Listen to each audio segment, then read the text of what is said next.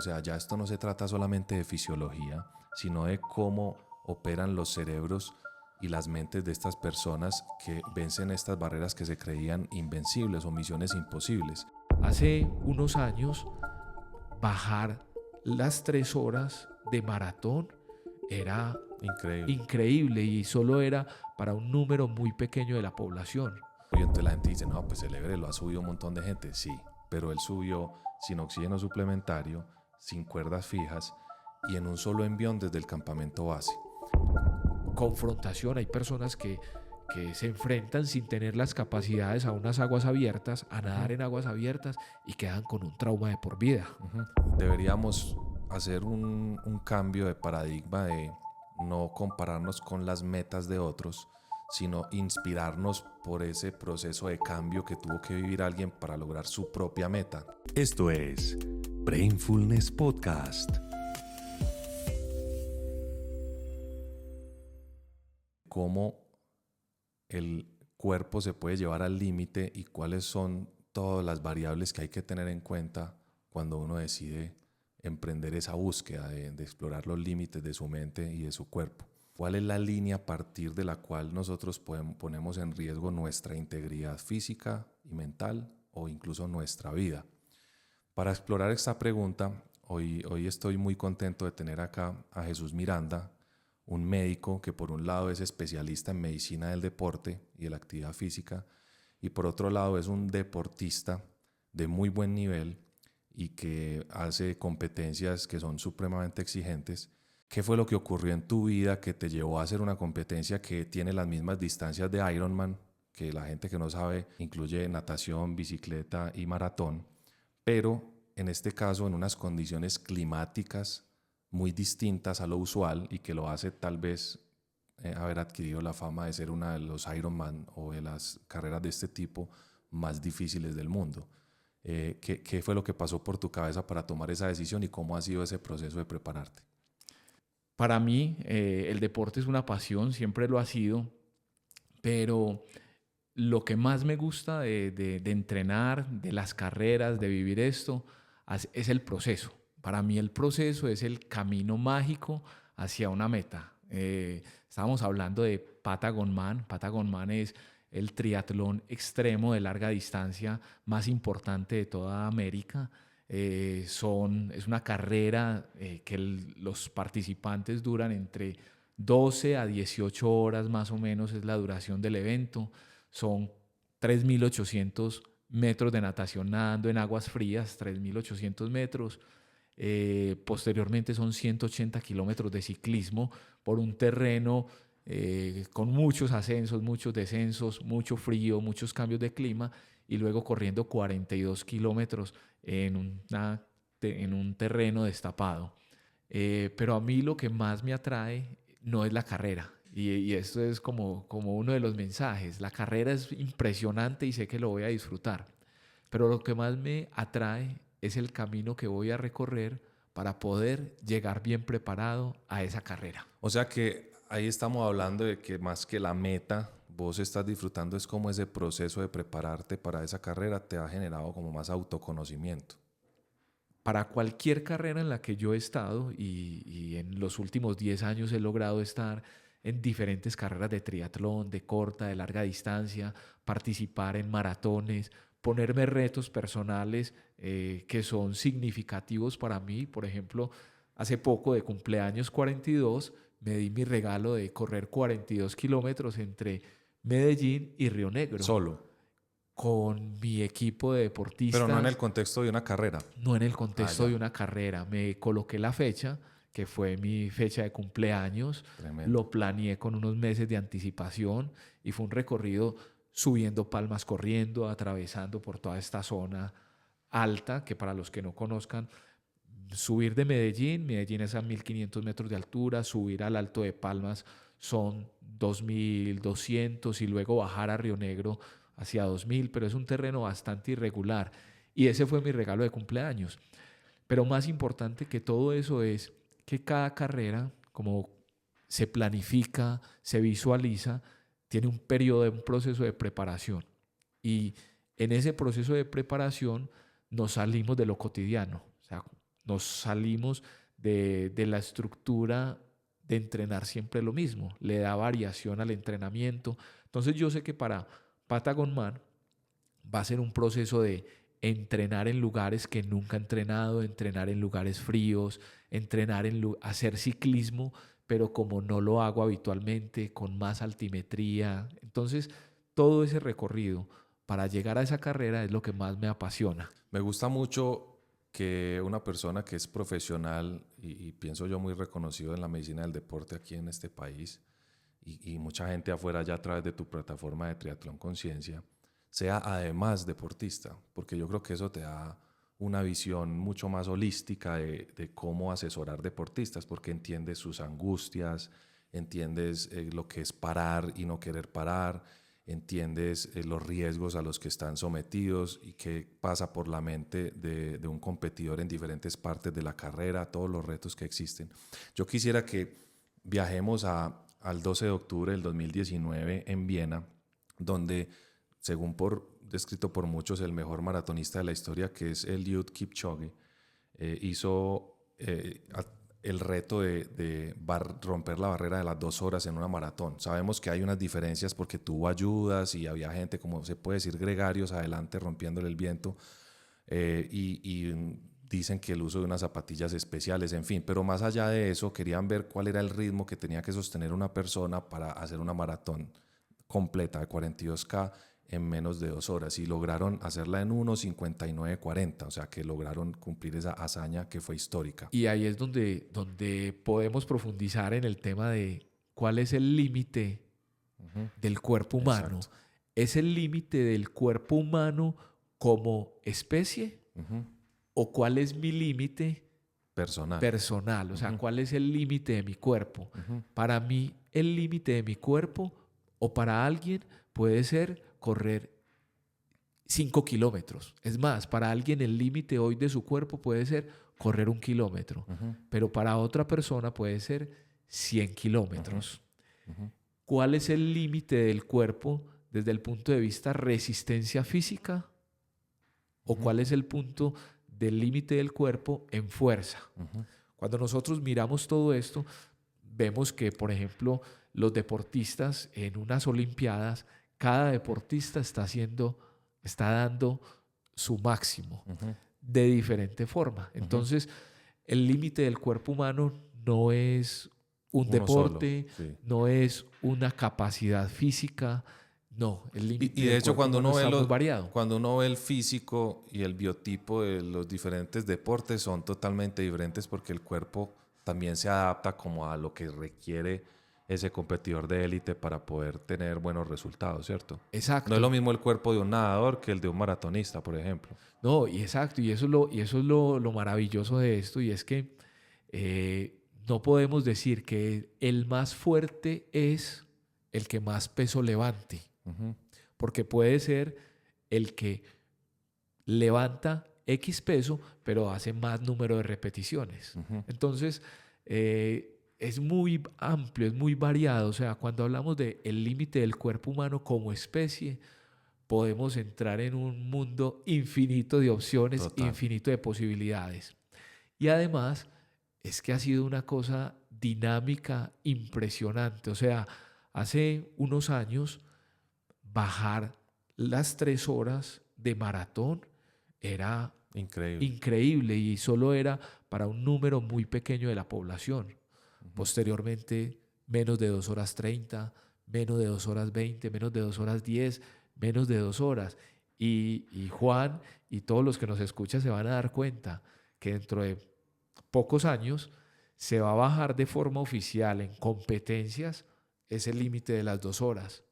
Y no lo va a batir una sola persona, lo van a batir muchas más personas, y es porque los límites de nuestro cuerpo están influenciados por muchas variables: entrenamiento, nutrición, tecnología, muchas cantidad de cosas. Entonces es muy bonito toda esta dinámica. Sí, qué chévere. Y para redondear ahí la idea con el tercer elemento, que era la parte técnica, eso también es supremamente importante para la eficiencia del uso de la energía, ¿cierto? O sea, ustedes también para una persona que quiera hacer un reto importante para su capacidad personal, ustedes también le revisan mucho como la parte técnica del deporte que quieren hacer. Sí, claro, la eficiencia, que ya es el uso adecuado de una energía física para poder sostener ese esfuerzo por un periodo largo de tiempo, está influenciado por muchos factores. Hay factores biomecánicos, pero también hay factores energéticos, metabólicos, como entrenamientos específicos que ayudan a mi cuerpo a utilizar una fuente de energía como las grasas en vez de utilizar más carbohidratos. Pero también hay otro tipo de entrenamiento para ser más eficiente, que hoy en día cada vez lo conocemos más, y tiene que ver el entrenamiento nutricional o digestivo.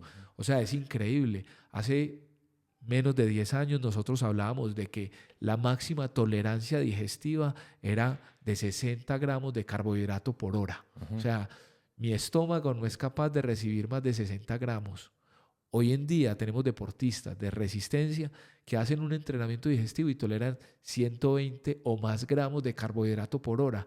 Eso hace que, aunque no tengan una biomecánica perfecta o aunque no sean metabólicamente tan eficientes como otros que usan más grasas, tienen una capacidad altísima de absorción de carbohidratos y su energía muscular se mantiene alta. Eso es muy interesante lo que estás diciendo, porque no se me hubiera ocurrido que uno pueda entrenar eso, ¿cierto? Y también otro elemento que le pudiéramos agregar ahí es que preparando un episodio sobre nutrición, con un experto en nutrición obviamente, hablábamos de que ya está llegando también la nutrición personalizada, genética. O sea, te evalúan el microbioma, la parte genética del microbioma, y ahí pueden determinar qué características individuales tienes vos para poder adaptar una dieta. Y además, si le agregas encima una capa de que te puedes entrenar en mejorar la eficiencia de absorber ciertos macronutrientes, yo creo que eso va a ser revolucionario.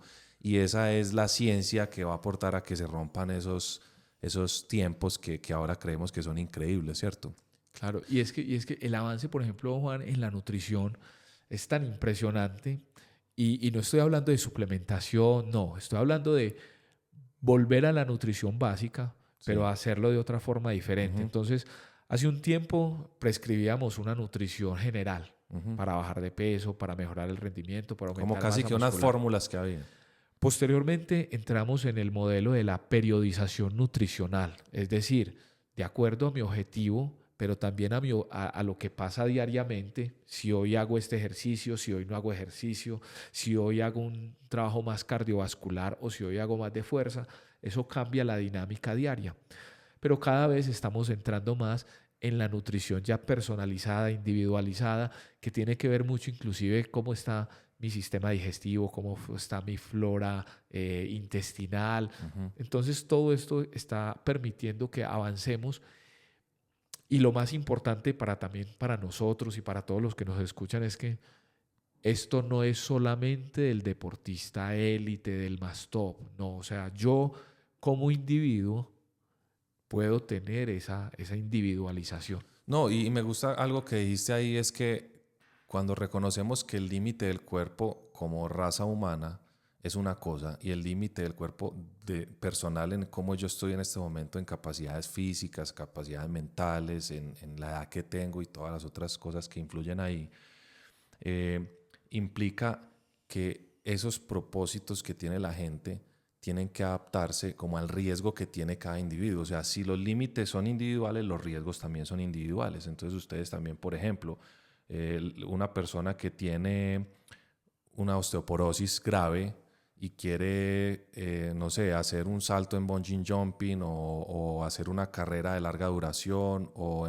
empezar BMX, de pronto ustedes como médicos deportólogos le van a decir, bueno, estos son los riesgos que tiene adicional a otras personas. O sea, que ahí el riesgo no es solo del deporte extremo, sino que hay un riesgo adicional que puede ser individual, y por eso la medicina personalizada yo creo que es el futuro, ¿cierto? Eso es muy interesante.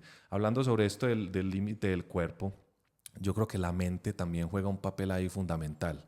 Y me puse a investigar sobre esto y encontré libros y artículos científicos y entrevistas, y me llamó mucho la atención la historia de un señor llamado David Goggins, que es una persona que pasó de ser un niño, que lo ha hecho público, un niño abusado, con obesidad, reportado que pesaba 300 libras en algún momento de su vida, a hacer un cambio significativo en su historia y a volverse un atleta de ultra resistencia, miembro de los Navy SEALs, ha hecho 70 ultramaratones hasta el dato que vi recientemente, tiene el récord mundial de push-ups en 24 horas, logró 4.030 en 17 horas.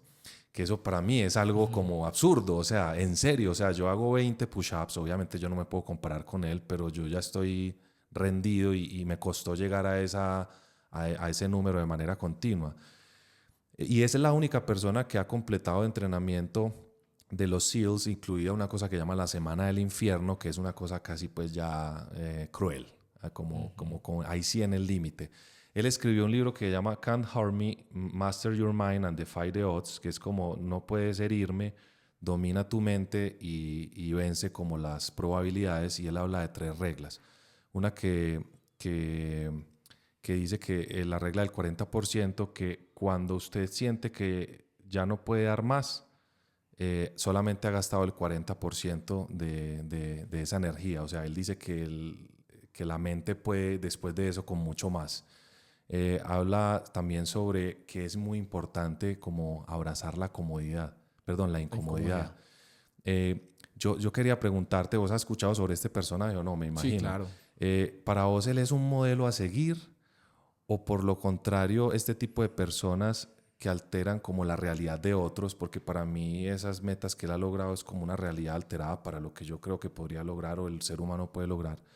Eso te dificulta ponerle límite a otras personas. O sea, usan este tipo de personas que tienen estas capacidades especiales o han logrado esas capacidades de entrenamiento como ese es mi punto de referencia y te complica a vos tu trabajo. ¿O cómo navegas vos eso?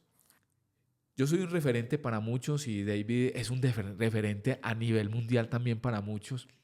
Pero lo más importante también es entender que no son sus logros, sus retos físicos, mi meta, ¿cierto? No son los logros de otros mis objetivos. Es el proceso que llevaron para lograr eso. En la persona que se tuvo que convertir. En la persona que se tuvo que convertir para llegar a ese punto. Yo, digamos, en los últimos 10 años he tenido la posibilidad de acompañar personas que me decían, Jesús, una maratón, correr 42 kilómetros, eso es imposible, no lo veo. Y en este momento pueden estar corriendo una maratón al año, pueden estar corriendo 50, 60 kilómetros a la semana y dicen, wow, o sea, ¿qué he hecho yo para convertirme en esto? Entonces, yo creo que nosotros en este momento sabemos que hay personas que están por encima del 99.9% de la población, pero sus logros físicos, que son maravillosos, son el resultado de un proceso. Entonces es entender que detrás de ese logro hay un proceso. Cada uno de nosotros debemos ubicarnos en qué estoy. Estoy en 20 push-ups, estoy en 100 push-ups, quiero ese logro para mí. O sea, también es importante es saber si ese logro es para mí, ese objetivo es para mí. Pero me gusta mucho tu análisis porque deberíamos hacer un cambio de paradigma de no compararnos con las metas de otros, sino inspirarnos por ese proceso de cambio que tuvo que vivir alguien para lograr su propia meta. Entonces nosotros establecer metas propias, no por ejemplo tratar de vencer el récord de nadie, sino el propio. El que antes yo era capaz solo de hacer 10K y después logré 20K, después pude hacer una maratón completa en un proceso muy sensato y con buena asesoría, pero me gusta mucho eso que estás diciendo, o sea, que la inspiración no sea el resultado, sino el proceso y en lo que la persona que me inspira tuvo que convertirse para llegar allá. Tuve la oportunidad de conocer a un hombre de 79 años que hace 14 años se dio cuenta de que podía correr. O sea, empezó a correr hace 14 años. O sea, a los 65, por ahí. Sí, 79, sí. Ok. Y se dio cuenta de que podía a través de la tecnología contar los kilómetros que corría. Y empezó a correr y a sumar kilómetros. Cuando llegó a los 1000 hizo una fiesta. Cuando llegó a los 2000 hizo una fiesta. y lleva en este momento 14.000 kilómetros, es decir, está corriendo, tiene 79 años y está Acumulados, pues, para que la gente aquí no vaya a creer que hizo continuos, ¿no? Sí, sí, sí, no, Sí, acomodados, acumulados a sí, lo largo de las semanas. sí. Analicé sus datos. Hace alrededor de 60 kilómetros a la semana y tiene 79 años. Wow. O sea, es sorprendente. Pero él está feliz con sus logros individuales, con sus logros personales. Qué tan bacano. Entonces, es eso. O sea, para nosotros hoy, ¿qué es una meta? ¿Es la del otro o es la mía, cierto? Y hay una cosa que yo he visto a lo largo de este proceso de forma personal y acompañando a otros, es que debemos de colocar metas que nos reten, que nos exijan, pero que sean realistas. O sea, que sean realistas. Si yo no corro, yo no me voy a poner una meta de correr una maratón en un mes. Esto no es realista. Pero si yo no corro, mi objetivo puede ser comenzar a correr. O mi objetivo puede ser correr 1 o 2 kilómetros 4 o 5 días a la semana. Y si ya lo empecé a hacer y quiero un objetivo que de pronto sea retador, busco un experto, busco un especialista que me diga si ese objetivo es real, si es viable. Porque es colocar mis metas y objetivos en cosas tangibles. Y sobre todo si alguien lo quiere volver un hábito, una de las cosas que uno lee mucho al respecto en libros y artículos es como, por ejemplo, en correr, el hábito de correr empieza con el primer paso o el primer metro o los primeros 10 metros. Entonces, sí, esa de la meta realista me encanta porque yo creo que le ayuda a mucha gente a entender que esto es un proceso. Y es tan importante ser una persona que logra correr 5 kilómetros como el que hace una maratón. Total. O sea, hay que celebrar. No es que el objetivo es correr una maratón. No, el objetivo no es correr una maratón. O sea, no, los objetivos no son la carrera, los objetivos no son el tiempo, no, es que tengo que bajar de 3 horas una maratón. Esos son adornos que le colocamos al disfrute de correr. Son simplemente adornos. Lo más importante es movernos hasta donde nuestra capacidad física, hasta donde nuestro cuerpo nos lo permite. Si yo solo puedo salir a caminar, camino. Si yo puedo caminar y correr, camino 2 minutos y corro 1 minuto, maravilloso. Si yo puedo correr de forma continua 30 minutos, o sea, una berraquera. Si yo puedo colocarme metas más exigentes, está bien, pero cada logro, cada nivel, cada escalón es tan valioso como el primero. De acuerdo completamente. Y sobre eso de reconocer el límite individual, encontré un caso muy curioso. Viajemos a mayo del 2017. Un atleta catalán que se llama Kilian Jornet, leyenda del trail running y del montañismo, decidió subir el Everest, pero obvio, entonces la gente dice, no, pues el Everest lo ha subido un montón de gente. Sí, pero él subió sin oxígeno suplementario, sin cuerdas fijas y en un solo envión desde el campamento base. La primera vez que lo intentó, lo logró en 26 horas. Pero volvió a intentar a los 6 días después y lo logró en 17 horas.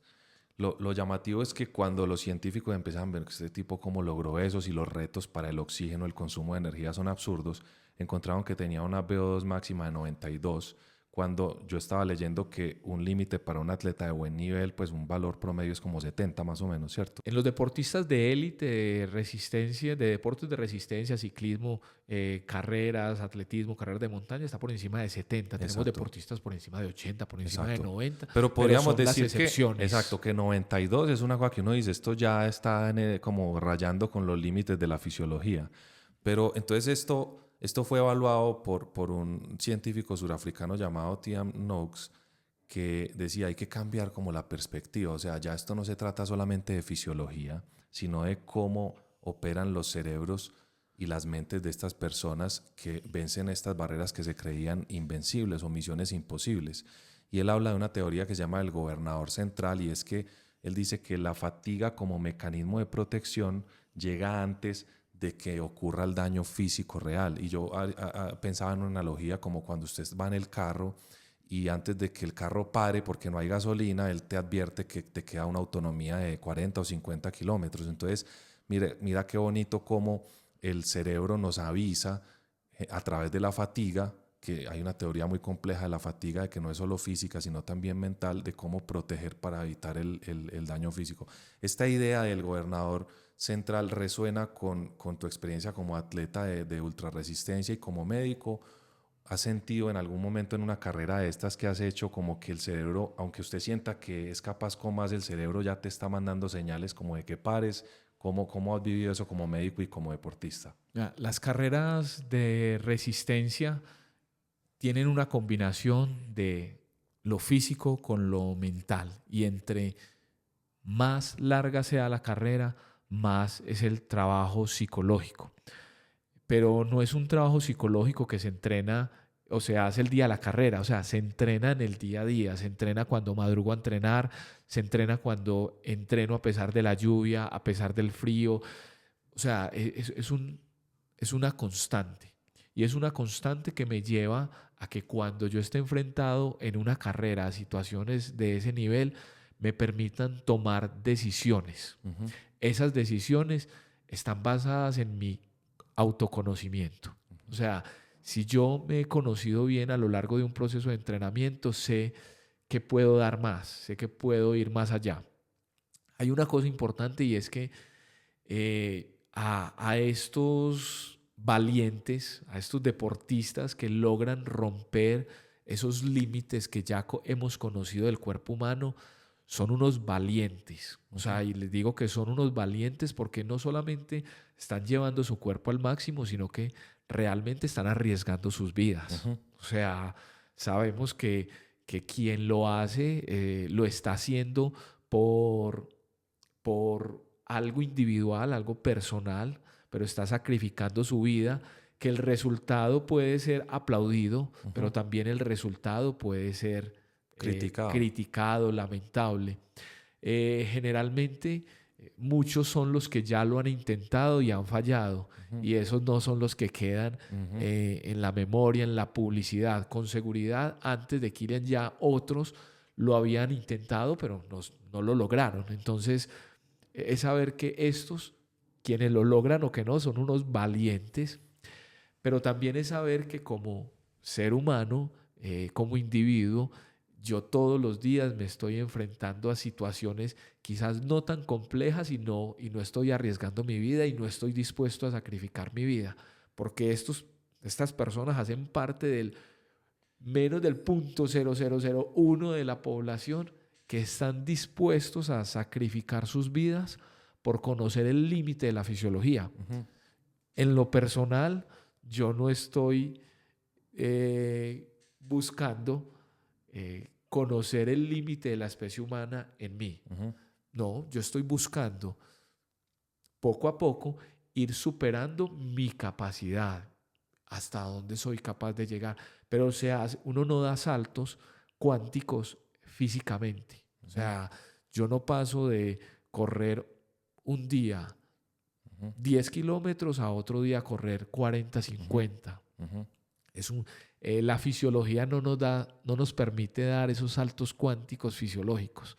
Es una progresión que yo en cada entrenamiento me voy dando cuenta de si soy capaz. Uh-huh. Eso que dijiste es una idea muy bonita de cómo a veces la información que hay disponible, que es la más a veces mediática, nos hace pensar que no, esa meta es posible, yo la voy a lograr, y si él lo logró yo también. Como este tipo que se lanzó desde la estratosfera hace un tiempo, pues por allá desde muy arriba, con riesgos de oxigenación, en fin. Pero también mucha gente padeció complicaciones graves en el intento o incluso murió, y bueno, es una noticia de 2-3 días, pero no quedan los libros de historia solo como una estadística, ¿cierto? Eso es muy importante. Claro. Y una analogía que te quería hacer ahí, me hiciste acordar de una historia que decía que en alguna de las guerras, no recuerdo cuál exactamente, cuando volvían las avionetas con los disparos, ¿cierto?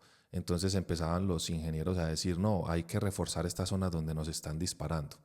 Y no funcionaba, o sea, igual derribaban el mismo número de aeronaves. Y a alguien se le ocurrió decir, venga, lo que hay que ver es las que efectivamente tumbaron, dónde están los balazos o los daños para nosotros reforzar, es esas de las que tumbaron que no vuelven a la base. Y es algo más o menos así, o sea, nosotros solamente estamos basando la experiencia como en los que lograron y en realidad en los que no lograron también hay mucha información importante. Demasiada, o sea, muchas veces, por ejemplo, en carreras como maratones, generalmente se publican y las redes sociales, como dices, son un poco mediáticas porque la mayoría publican el tiempo que hicieron, el resultado que hicieron, la foto de que lo logré. Y yo tristemente he visto personas que en su perfil de Instagram salieron sonriendo y lo logré. Y a la semana están en nuestros consultorios diciéndome, pucha, después del kilómetro, sufrí, Sí. lloré, Sí, me dolió, sí, pero para la foto quedé bien. Entonces se quedan muchas cosas en el aire que la mayoría de las personas no ven sí. porque los procesos son procesos y son procesos individuales y en esto hay que ser realistas. Yo quería hacerle énfasis a esa idea que dijiste de que uno debería estar, bueno, es respetable la meta de cada uno o el proceso que cada uno quiera vivir. Pero en tu caso muy bonito lo que decís de yo quiero explorar mis límites, no los límites de la especie humana, porque tal vez en esa es donde está el mayor riesgo, ¿cierto? Y hablando de los riesgos demostrados por la ciencia, hablemos de 4 principales, que son los cardiovasculares, los osteomusculares, los neurológicos y los psicológicos. De los cardiovasculares, enfoquémonos un poquito en estas cosas tan mediáticas que ocurren a veces sobre muertes súbitas por problemas cardíacos o cardiovasculares durante carreras que se vuelven como una noticia pues mundial.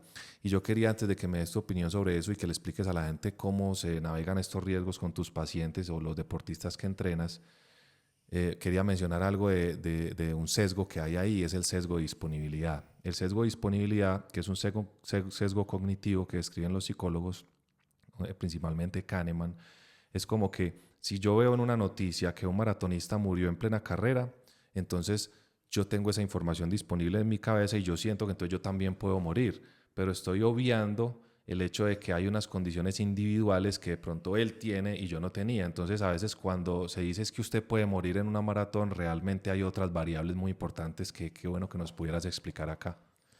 Sí, o sea, quiero tocar primero el riesgo como tal asociado a la actividad física, al ejercicio, y lo quiero ejemplificar. Imaginémonos que estamos frente a un abismo, ¿cierto? Y las personas sedentarias, inactivas, están a menos de 1 metro de ese abismo. Están ahí.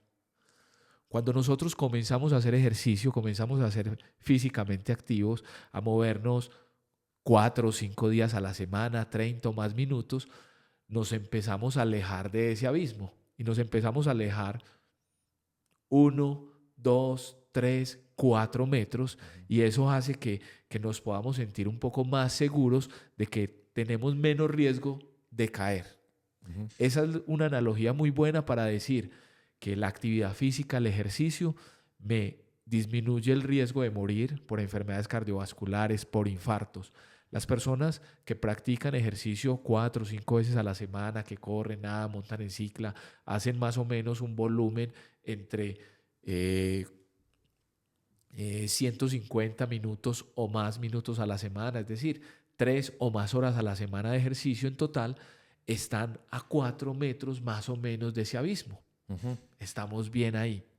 Resulta que si yo empiezo a hacer más ejercicio, es decir, empiezo a entrenar 5, 6, 7, 8, 10 horas a la semana, no necesariamente me estoy alejando más de ese abismo. Voy a seguir estando a los mismos 4 metros. No tengo más ganancias.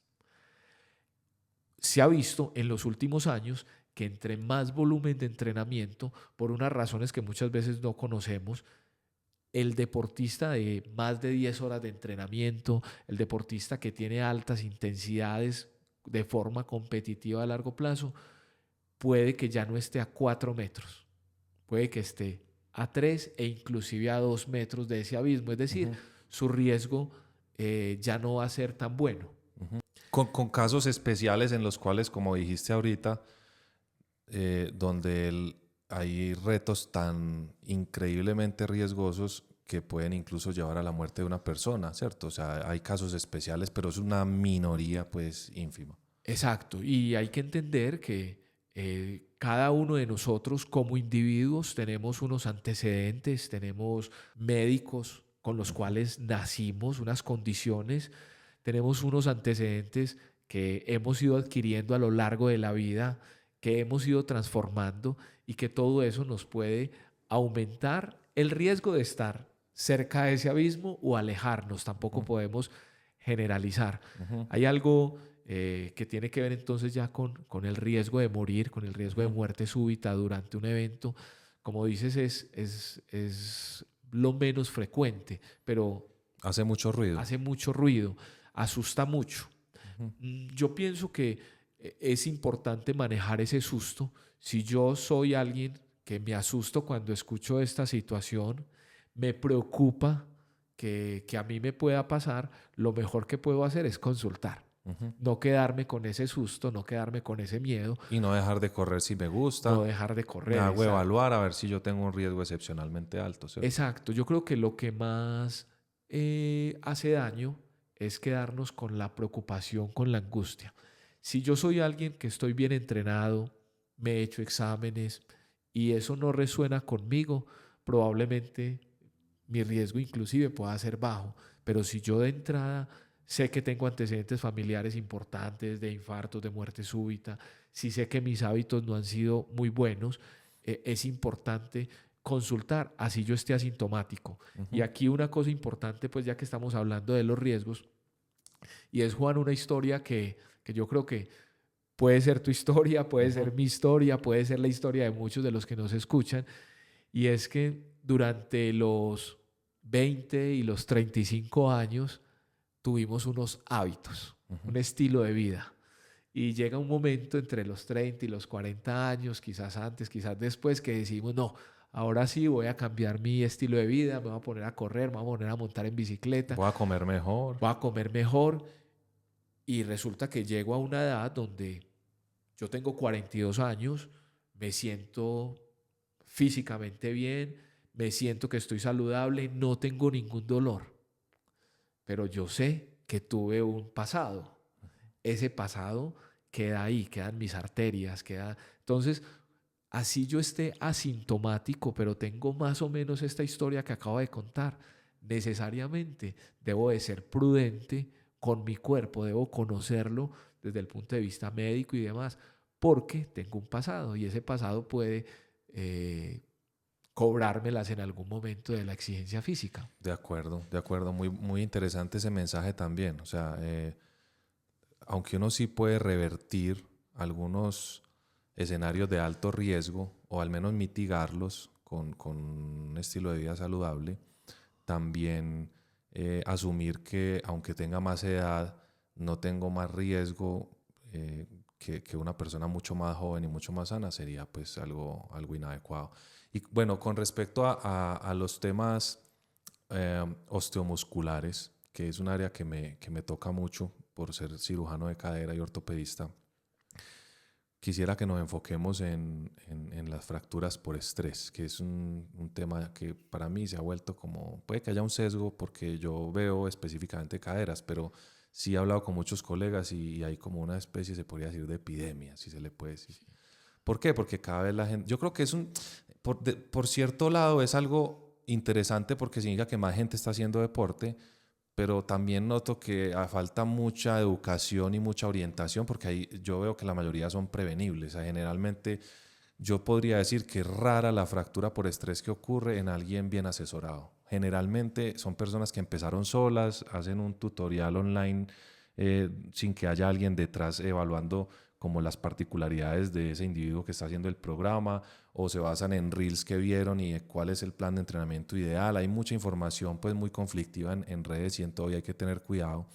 Pero cuando nos referimos a fracturas por estrés es cuando en ciertas zonas del cuerpo que hay más riesgo, como la cadera, como uno de los huesos del pie, como la tibia, donde hay carga, la capacidad de ese hueso de tolerar como la tensión y la carga pues durante la actividad física o el deporte es superada por su capacidad de regenerar, porque siempre hay en todos los tejidos algún tipo de daño, micro daño, y él se regenera y eso incluso hace los huesos más fuertes, los músculos más grandes y más resistentes.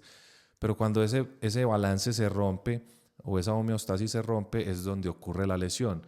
Y yo creo que aquí opera mucho una cosa que llama el sesgo de confirmación, y es que yo he visto muchas personas que primero tienen sesgo de confirmación con el diagnóstico. Van a muchas personas a que le digan esto sí es una fractura porque no quieren tenerla porque hay una maratón en 3 meses.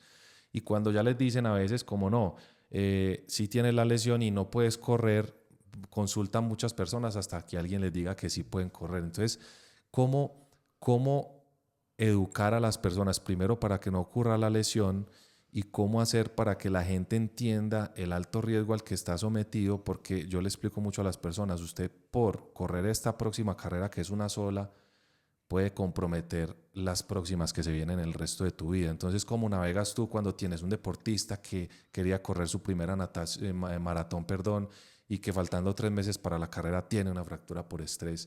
Y la parte mental ahí, psicológica, juega duro para esa persona porque siente como truncado ese sueño. ¿Cómo navegan ustedes como deportólogos esto?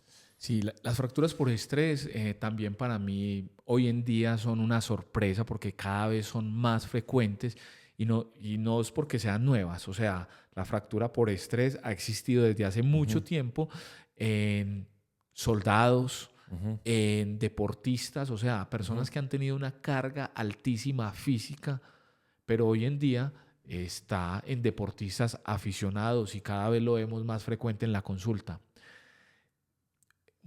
Para que se den esos procesos de fracturas, nosotros sabemos desde el punto de vista físico que son o dos cosas grandes, o son cargas físicas excesivas, como ya lo ejemplificaba con estos tipos de deportistas y soldados, o son procesos inadecuados de recuperación, ya sea insuficiente descanso o problemas nutricionales. O susceptibilidad individual. O susceptibilidad individual. En la práctica, en lo que yo más veo es que hay un tema no de cargas. O sea, cuando yo evalúo los procesos de carga de las personas que se han lesionado, cuántos kilómetros venían corriendo a la semana, cómo lo estaban haciendo, a qué intensidades, me doy cuenta de que en la mayoría de los casos esa no es la causa.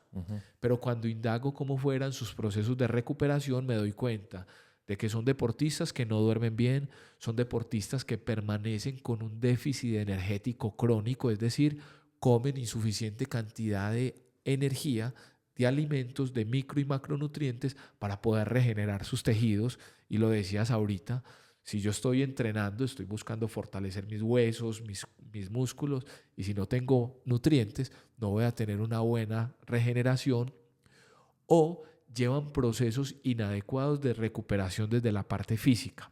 ¿Qué son procesos inadecuados? Es que como no llevan un plan de entrenamiento estructurado, es posible que el volumen de kilómetros que corren a la semana, porque la mayoría de fracturas por estrés lamentablemente se dan en corredores, se pueden dar en otros deportes, pero los corredores son los más susceptibles, paran durante 3-4 días y retoman el trote con 10 o 15 kilómetros.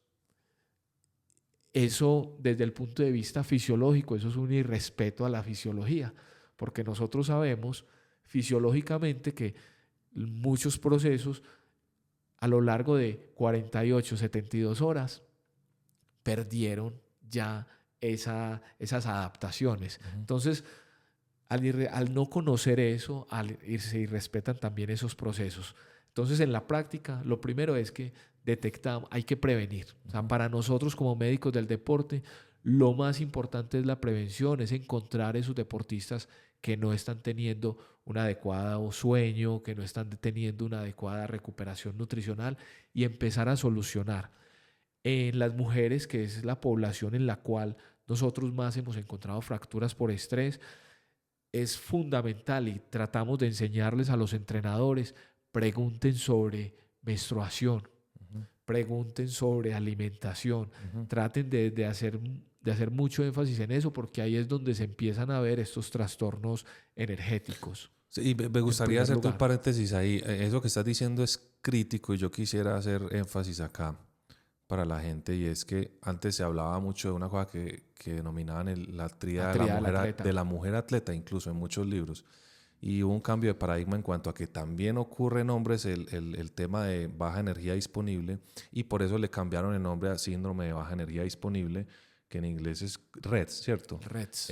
Y eso lo que significa, pues que es muy técnico para la gente, como en términos sencillos, es que yo no puedo exigirle al cuerpo un gasto energético alto si no le doy la gasolina para que él logre ese gasto energético. Entonces empieza a autoconsumirse los tejidos óseos, musculares y aumentan los riesgos de lesiones. Y esto es muy importante en las fracturas por estrés porque yo lo veo con mucha frecuencia. Es muy común en mujeres y yo les pregunto mucho siempre como, venga, usted ha tenido cambios en el ciclo menstrual, ha tenido pérdidas de peso significativas, hay temas endocrinos que entran a jugar ahí importantes. Entonces, siempre que haya una fractura por estrés, no asuman que es solo parar y después volver, sino que vayan y hagan una evaluación médica porque de pronto hay algo que no está funcionando bien en ingresos y egresos de energía, ¿cierto? O sea, la alimentación aquí vuelve a tomar un papel fundamental.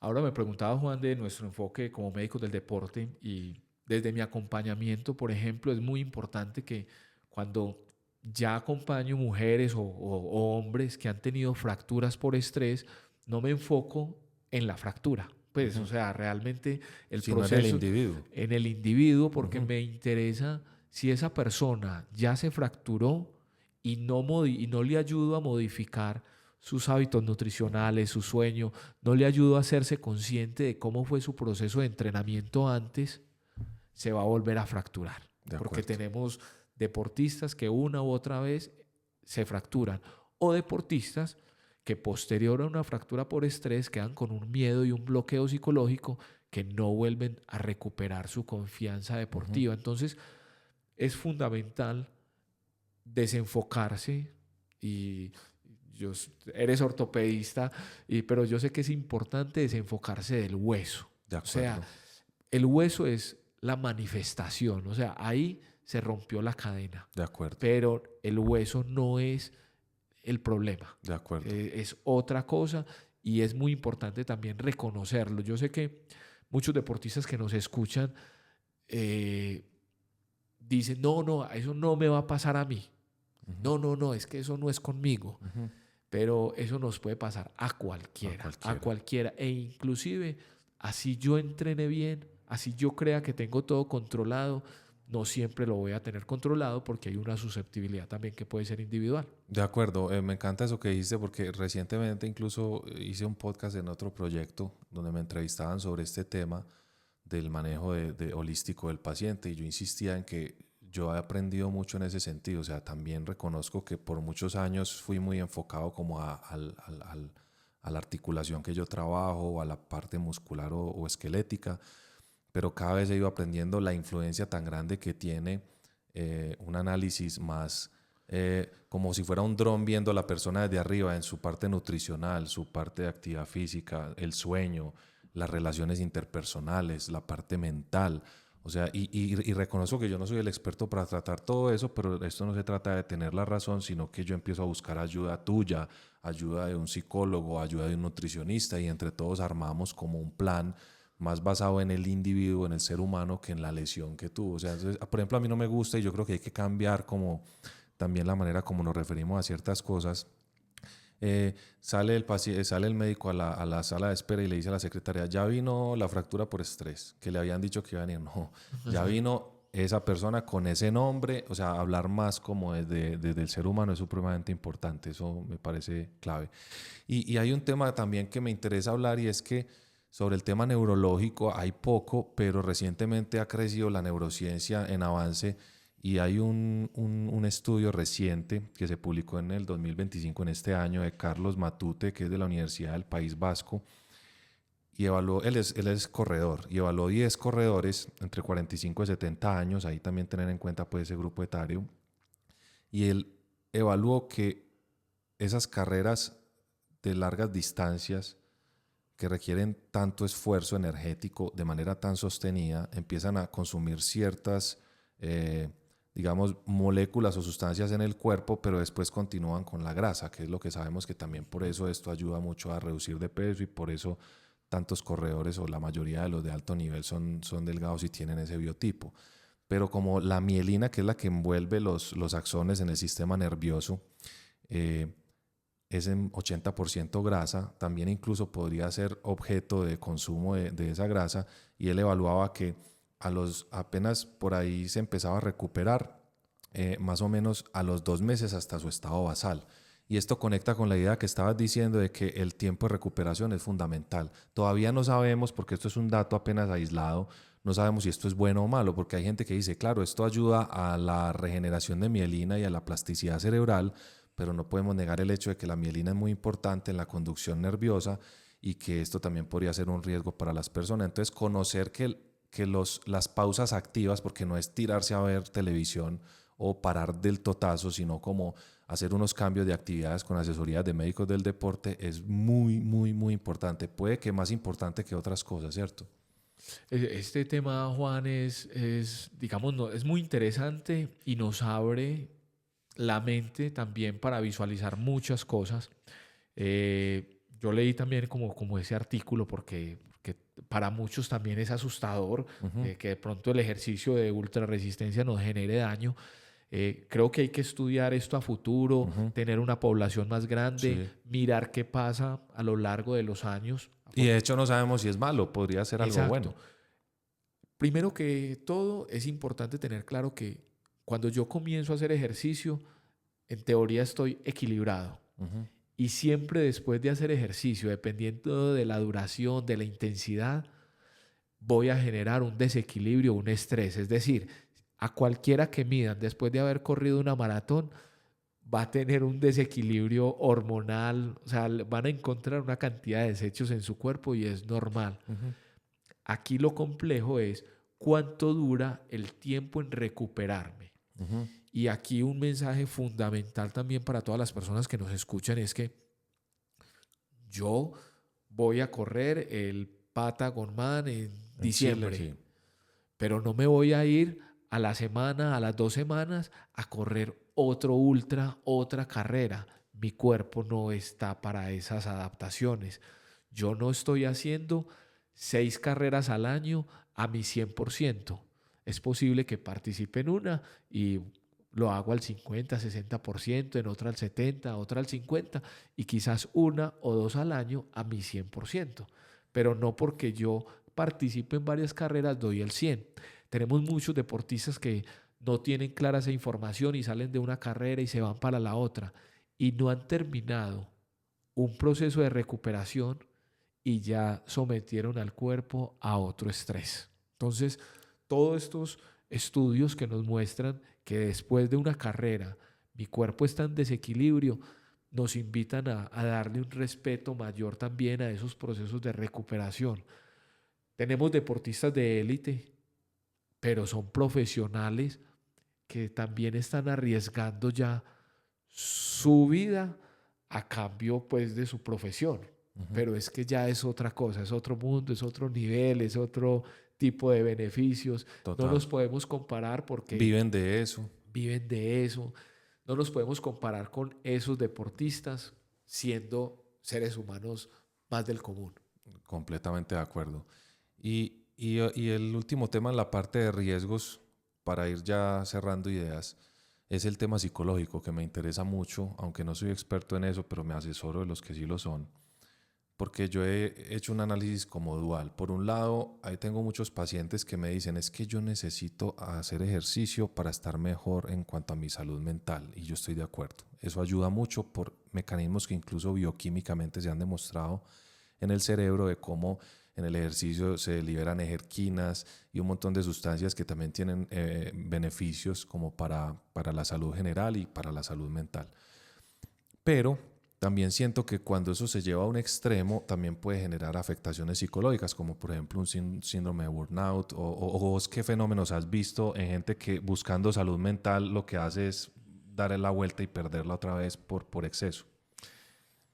Hay que tener presente que un gran porcentaje de las personas que practicamos deportes de resistencia de larga duración, exigentes, que también para la preparación exigen una estructura, una disciplina, tenemos un tipo de personalidad. De acuerdo.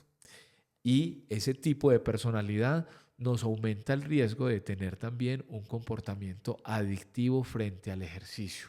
En atletismo hay un término que le llaman runorexia. Ah, ok. O sea, no sabía. como de corredor. Okay. Pero sí es claro saber que yo puedo tener una personalidad adictiva, pero no necesariamente ser adicto ni tener un cuadro de adicción al ejercicio. O sea, yo puedo tener una personalidad que me lleva a ser disciplinado, comprometido. Entonces, hay un rasgo de personalidad que me puede hacer susceptible a tener adicción al ejercicio. Por el otro lado, el mismo deporte puede generar adicción y genera adicción por la estructura del sistema del deporte. Cuando yo tengo un deporte que me exigen una marca para clasificar a otro evento, cuando necesariamente me invita el deporte a participar en las 6 carreras más importantes alrededor del mundo y yo me coloco esa meta, el deporte ya me puede llevar a tener un comportamiento adictivo. Me dice, si tú no haces esa marca, no puedes participar en mi carrera. Tremendo. Y por el otro lado viene toda la parte social que está alrededor de la comunidad que practica ese deporte. Sí, que yo no voy a ser el último, pues. Yo no voy a ser el último, yo tengo que utilizar esos tenis, aunque mi ritmo de carrera no sea para... ¿Cierto? ¿Por qué tengo que utilizar unos calzados con X o Y tecnología cuando yo... O esa bicicleta. Claro. O que yo tengo que participar en esa carrera porque mi comunidad va a participar, aunque yo no esté preparado. Entonces, todos estos 3 panoramas, mi personalidad, el deporte en sí y la comunidad, pueden influir en generar una adicción al ejercicio, pueden generar efectos psicológicos negativos, depresión, ansiedad, confrontación. Hay personas que se enfrentan sin tener las capacidades a unas aguas abiertas, a nadar en aguas abiertas y quedan con un trauma de por vida. O sea, que no quieren volver a tocar eso.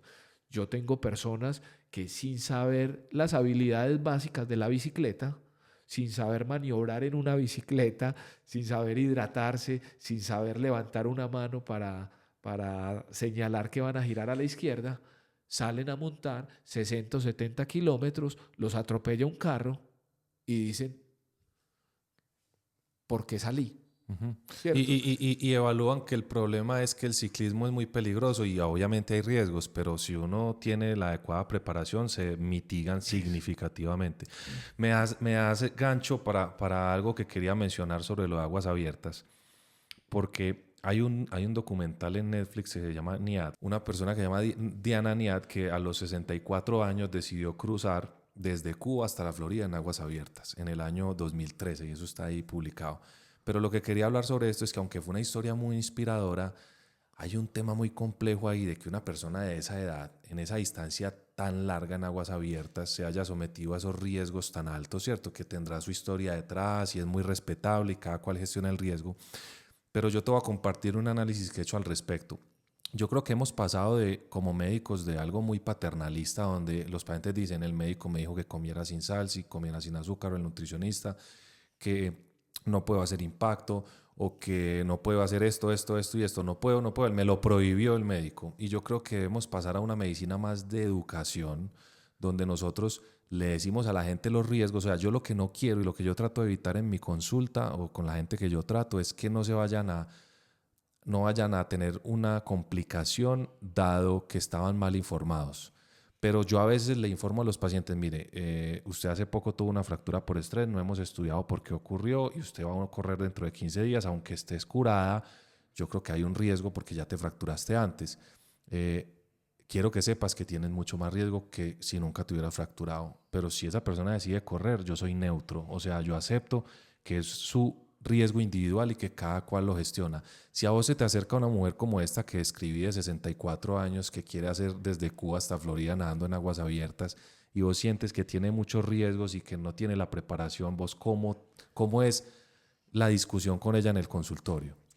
Eso que me preguntas es muy valioso porque tengo el caso de alguien que quiero y admiro mucho y es un hombre que actualmente tiene 66 años.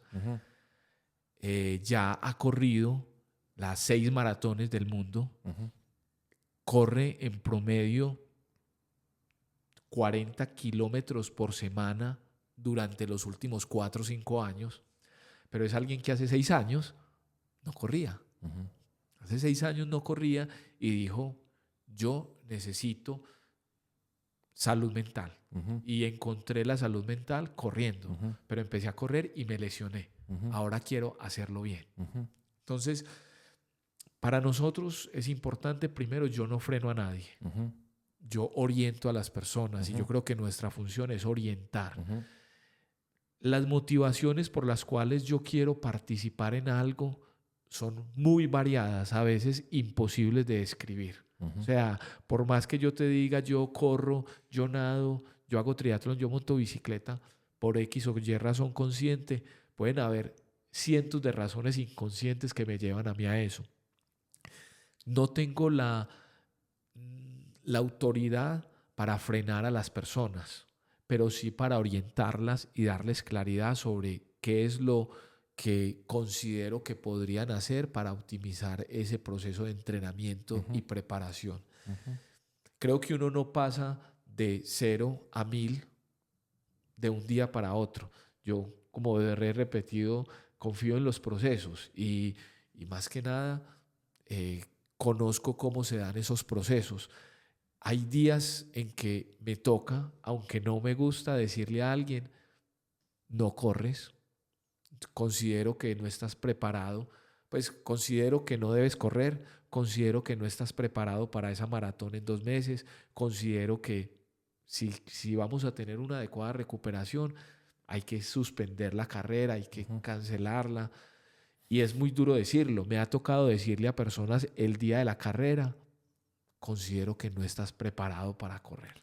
Pero si esa persona tomara la decisión de hacerlo, es su responsabilidad. Pero sí. para nosotros es muy importante decirlo, porque si yo sé que esa persona no está preparada y no se lo digo, estoy como médico, estoy fallando. ¿Sabes cómo lo veo yo? Como cuando me gustó mucho ese verbo que usaste de orientar, porque yo lo veo mucho como cuando alguien quiere invertir financieramente en algo.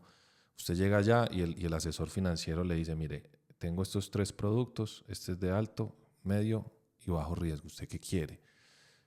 Entonces yo creo que eso que dice es muy importante. Uno orienta como si fuera un asesor financiero, pero en salud a la gente le dice, mire, correr esta carrera es de altísimo riesgo. O sea, hay que decirlo. Claro. No es que usted simplemente ignore y por exceso de empatía diga, no, qué pesar decirle que cancele. Yo tengo una historia de una paciente que llegó a mí ya fracturada, pero ella ya había tenido un dolor y como que se piensa con el deseo, lo que dicen los americanos o los estadounidenses, wishful thinking, y es como, no, eso seguro es algo tendinoso, algo muscular, y yo quiero aquí dejar un mensaje muy importante. Cuando alguien sienta pues tenga algún síntoma que le llama la atención, no se vaya por la opción como menos peligrosa, como ya un diagnóstico así sin hacer ninguna investigación. Vaya a su médico del deporte o a su grupo de médicos que está al cargo de usted, pregúntele si ese síntoma es importante, si hay que hacer algún examen para evitar un riesgo mayor, porque esta persona después en Miami, en la mitad de la carrera, cayó al piso, se fracturó la cadera, pero ya no era una fractura no desplazada, sino desplazada, ya lleva como 3 cirugías y ya comprometió la posibilidad de correr en el futuro. Entonces fíjense cómo esto no es una cosa inocua y hay que ponerle mucha atención. Y también es fundamental dejar claro que el hecho de que yo corra maratones, haga triatlones de corta, media, larga distancia, no estoy invitando ni motivando a nadie a que lo haga. Invito a las personas a vivir sus procesos, a evaluarse, a ir un poquito más, a dar un paso más. Y es fundamental también dejar claro que recreativo para la salud es hacer deporte cerca de su casa, es hacer deporte en su gimnasio, es salir hacia la ciclovía, es disfrutar de esos 30, 60 minutos diarios de movimiento, de actividad física divertida, correr una maratón, prepararse para una carrera de 21 kilómetros, correr una triatlón, hacer un fondo de ciclismo. Esto ya no es recreativo. O sea, por más que yo lo haga y lo disfrute y me divierta, si yo salgo a la calle en bicicleta, estoy arriesgando mi vida. Estoy arriesgando caerme y que me fracture. Si yo salgo a correr, estoy arriesgando una sobrecarga, estoy arriesgando un sobreentrenamiento, estoy arriesgando algo cardiovascular porque estoy sometiendo mi cuerpo a otros niveles. Entonces, es entender que aunque estos deportes sean hoy de moda, sean tendencias, los disfrutamos, queremos que las personas logren a través de ese proceso entrenarse para estar preparadas y disfrutarlo, no son recreación. O sea, hay riesgos que son riesgos que se disminuyen un poco con el acompañamiento, pero hay riesgos inherentes, incontrolables, que no dependen ni del deportista, ni del entrenador, ni del médico, sino de las mismas circunstancias que de estar vivo. un evento. De estar vivo, sí, claro. A mí me gusta enganchar esa idea con algo, y es que en realidad hemos viajado por Viena con lo de Kipchoge, por Nepal con lo del Everest de Kilian, por el Mar Caribe con Nihat. Pero en realidad este episodio no es sobre la gente que lleva la raza humana al límite, a explorar los límites de la fisiología, sino que también es sobre las personas que tienen otros objetivos. Hay gente que solo no está interesada en récords mundiales, hay gente que está interesada en salir a correr 5K, en salir a caminar y mejorar su salud física y mental, en que no tienen una presión de pares de que tienen que ser el mejor. Y yo creo que aquí podríamos de pronto ir como redondeando el episodio en que tú nos dijeras cuáles son para vos los consejos claves que le podrías decir a un atleta cotidiano que quiere encontrar y expandir sus propios límites de una forma segura, inteligente, sostenible. Sí. Antes de entrar como en el tema tecnológico, me gusta el paso a paso y me gusta que primero cada individuo definamos qué nos gusta, no porque está de moda correr, no porque está de moda montar en bicicleta, X o Y deporte, me voy a meter ahí. Defino qué me gusta y qué quiero hacer. Defino qué objetivo físico tengo para mí, qué quiero mejorar, cuál es el límite de mi cuerpo que quiero cambiar, que quiero transformar. Y entendiendo que ese límite es individual. Sí. O sea, aquí no estamos hablando de que el límite es siempre X distancia, X intensidad. No, cada persona tiene su límite. Claro. Que nos evaluemos y que busquemos apoyo. O sea, buscar apoyo es desde buscar en las redes sociales, buscar en YouTube, en cualquier parte, profesionales, o sea, no solo del influencer que puede estar en ese menos del 1% de la población, sino que busquemos realmente profesionales, que escuchemos este tipo de podcast, que nos orienten hacia dónde podemos ir y que busquemos esa dirección. En el caso ya, por ejemplo, de las personas que tienen unos objetivos físicos, deportivos muy específicos, yo siempre los oriento a que definan cómo quieren entrenar. Si quieren entrenar presencial, si quieren pertenecer a una comunidad con los que se quieren ver, socializar, compartir, es fundamental, sí, porque eso es lo que ayuda a motivarse y a mantener la adherencia a largo plazo. Para mí, como médico del deporte, Juan, a mí no me interesa que las personas corran maratones, no me interesa que las personas hagan triatlones, no me interesa que suben X o Y kilómetros, me interesa que la mayoría de días a la semana se muevan y disfruten de su cuerpo. Ese es mi interés, que ya si le coloca nadé, monté en bicicleta, esos son detalles, pero son detalles que están detrás. Mi motivación es a que nos movamos.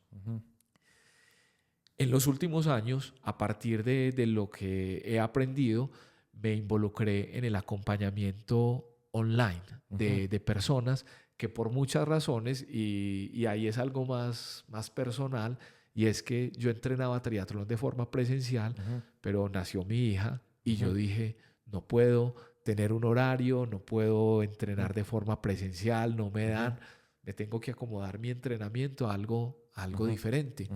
Y empecé a explorar qué había en ese momento de la tecnología y me encontré con una plataforma en la cual llevo trabajando con ella desde hace 7 años que se llama Training Peaks y es la plataforma, o sea, es la plataforma que nos permite llevar casi que en tiempo real el entrenamiento de las personas y básicamente es todo un ecosistema digital que integra los relojes deportivos con la plataforma, con el análisis día a día y hoy en día ya inclusive mezclado con inteligencia artificial que nos dan alarmas, que nos dan notificaciones. Entonces yo puedo saber si X o Y persona que está entrenando en Japón se salió de su zona de entrenamiento. Yo puedo analizar. Y te tira alertas y todo. Y me tira alertas, me tira notificaciones. O sea, me dice, ve, esa persona está entrenando por encima del umbral. Yo puedo saber si eso es normal, anormal o no. Entonces, nos permite analizar y sobre todo nos permite acompañar. Hoy, hace 15 años, para poder medir, necesitamos estar en un laboratorio de fisiología. Hoy en día, todas las personas tienen un laboratorio en su muñeca. Tienen relojes, tienen sensores, utilizan en sus dispositivos diferentes tecnologías que nos ayudan a mirar la carga de entrenamiento, pero que inclusive nos ayudan a mirar los procesos de recuperación. Yo puedo saber si alguien no durmió lo suficiente, yo puedo saber si alguien está sobrecargado desde su estrés físico. O sea, son muchas variables que podemos analizar. Y desde Triatlón Conciencia, específicamente lo que hacemos es eso. Tenemos un ecosistema digital, acompañamos personas que entrenan de forma individualizada, personalizada, pero con una autonomía porque entrenan a distancia, pero nos facilita mucho ese proceso de acompañamiento. Se presta para todas aquellas personas que por trabajo, familia, circunstancias, objetivos, no les es fácil hacer un entrenamiento presencial o simplemente no quieren ese entrenamiento presencial o quieren algo más individualizado. Supremamente interesante.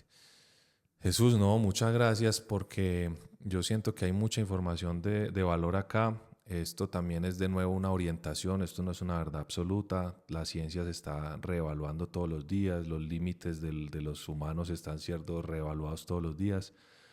Pero me gustó mucho haber conversado con vos. Espero que les haya gustado. Cuenten en sus comentarios, en la caja de comentarios, qué piensan de todo esto que hablamos hoy, qué preguntas tienen y yo se las dirijo a Jesús para que él las responda y se las ponemos ahí y generemos una interacción.